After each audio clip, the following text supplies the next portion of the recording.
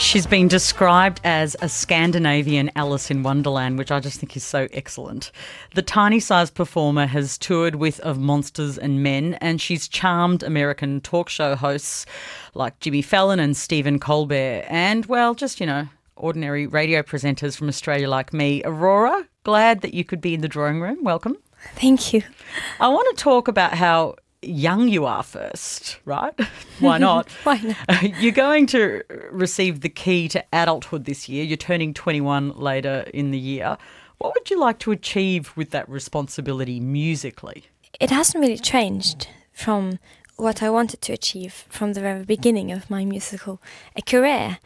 I just want to make good music, because music is important, and I want to put a pressure on the important parts of music, You started writing melodies when you were 6 years old. Tell me about that. Paint me a picture of your life at 6, how that happened for you. I was a happy child. I had a good childhood and a good family. I enjoyed being alone a lot. I had a very vivid imagination, and I could easily entertain myself for months. Really? In a row. I don't know. I was 6 years old when I began going to school. And I think that was when I was introduced to being a part of playing music yourself. And also my oldest sister, Miranda, she's 10 years older than me. And I think she stopped playing piano in the age of 16. And I think that was then I realized that I really missed the sound of piano in the house. And I thought I should take the matter in my own hands. That's fantastic. So you were a little sister. You watched your sister playing piano, but she stopped. Why did she stop? I don't know. I guess she found more colourful things to do. And what was the first song that you wrote? I think the first melody was, I was trying to create the melody that Rain would have.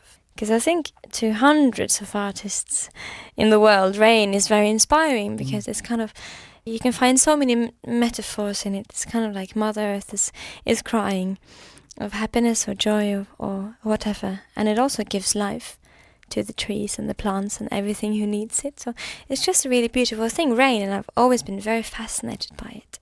And it rains a lot where I come from. Does Bergen in Norway rains sometimes 300 days a year.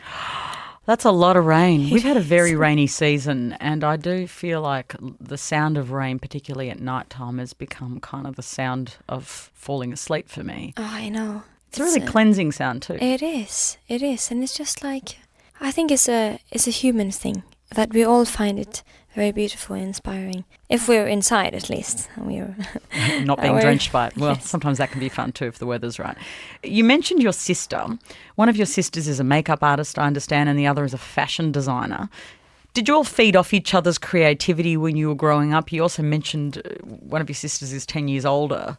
How does that work in the kind of family where you're the littlest? Are you the youngest? Yes, I am. I have Victoria, she's 6 years older than me, and then we have Miranda, which is 10 years older. And we haven't really noticed the age difference. Of course we did when I was 1 and she was 10, but a bit later when I grew up, it's kind of like you learn from a very young age how to stretch a bit taller than you are. I was quite a wise child, but very childish, and I am still. I will always be a very childish woman, but also wise at the same time. Your sisters say, I think this is really interesting, and big sisters feel this way, I think, that they worried about you. They thought you were going to get bullied, you dressed weird, you acted apparently weird. Did you really act that weird? You seem perfectly normal to me. Well, I've had some training. Well, I think we all wondered a bit what was going to happen with me when I was a bit special. But I guess we all are. Children are strange and beautiful creatures. I didn't really care. It made me really happy, like to wear socks on my hands, as I do still. It felt good having a piece of my heart or my soul on the outside of my skin. And then I don't know, I enjoyed being alone, running around in the forest and hanging upside down in the trees in the schoolyard. It's interesting you say, you've mentioned a few times now, so I just have to go down this path, this concept of being alone and enjoying being alone and finding that a really good creative space being alone. Now you travel the world, you're in Australia at the moment, being, a successful musician performing and not being alone, I would think. Is that challenging for you? Because that's like the opposite, isn't it? That's being immersed around people.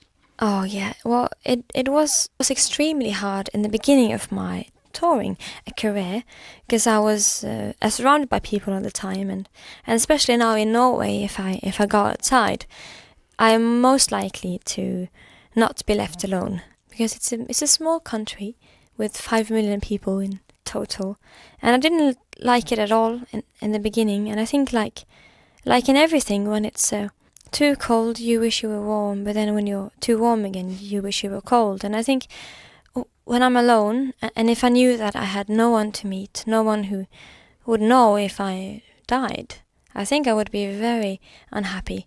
But I like being alone, knowing that I have people that I can talk to if I need to. I think that's a nice balance. And I think now that I'm on tour and I know that I won't be able to have the same silence as around my house, because you have no idea how amazing it is to sit on the grass in my garden. I live in the fjord called the Fjord of Light in Bergen, and it's we have very few neighbors, and it's by the ocean, and we have a mountain behind us and lots of trees and forests around us, and it just looks like Narnia. You live in Narnia. I do, I think. If my 7-year-old daughter hears this interview, she's going to start stalking you so she can move in with you. You live in Narnia. I think I do. I think it sounds and like you do. And it's just it's something you miss every day. You're listening to RN. I'm Patricia Carvelis. You're in the drawing room. My guest in the drawing room is Norwegian singer-songwriter AURORA. We're going to hear one of your tracks today. It's called Warrior. What should we be listening out for when we listen to this song? What's the special meaning for you, or even musically, something you want us to listen to specifically? I guess the most important message in the song is that the older I got, the more I saw that every beautiful thing had maybe a darker side or a dark secret behind, or a dark reason for why it was beautiful. And it's a heartbreaking reality, I think, we live in today, and especially when we see it all, we get fed by it so easily in the morning, immediately after we wake up, or the moment before we go to sleep. And I think I needed to talk a bit about that, how the world is not always as beautiful. I remember last time I opened my eyes and saw the world as beautiful, as I say in my song, but then also be a reminder of how we can change that a lot if we want to be warriors of light. And that's quite a song. Thank you. I do. I feel inspired. I feel like a warrior right now. Very nice. But I'll try and repress my attempt to be a warrior here. Hey, we were talking off mic, so we just have to touch on this, just about just how much sunlight you're exposed to during summer and just how much darkness you're exposed to during winter and the way that affects you. Do you reckon it has an impact on your kind of songwriting? Oh, definitely. It really changes the way you feel, your mind and your soul, and even your heart. Like waking up every morning to darkness and then go through almost the whole day without the light makes you quite heavy and tired, and you kind of feel, or at least I feel, the need to make songs that will satisfy these emotions like anger or sadness or emptiness as well, which I think is a very hard emotion to feel. Nothing. It's the worst one. And in summertime you just feel, I don't know, it's kind of like a child being born, because it's so bright and you see so clearly that the trees are getting green again in the grass, and the snow is gone and it's warmer. It's not minus 10 degrees anymore. There's such a big change, and it's so clear, and it's really inspiring, the change, which is a natural part of everything. It's incredible. I'm completely interested in the way that works. So we invite all of our guests in the drawing room to nominate an artist that inspires them, and you chose Enya. Yes. Why? Tell me. When I was really young, I got really easily stressed by the noise of shoes or people chewing during lunch at school, or kids with anger or kids screaming. I didn't like kindergarten, so I didn't have to go there too much.